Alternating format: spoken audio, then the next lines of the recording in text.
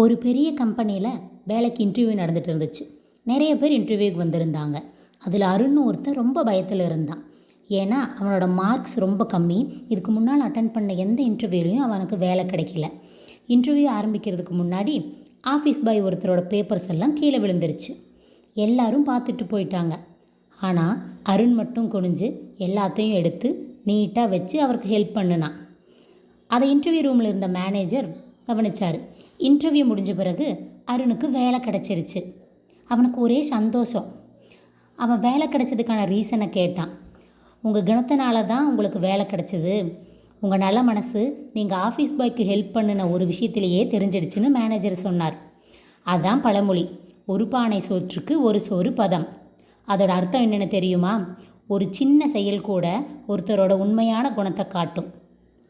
இந்த மாதிரி சின்ன சின்ன விஷயத்தை பற்றி தெரிஞ்சுக்கணும்னா சேனலை மறக்காமல் சப்ஸ்கிரைப் பண்ணுங்கள்.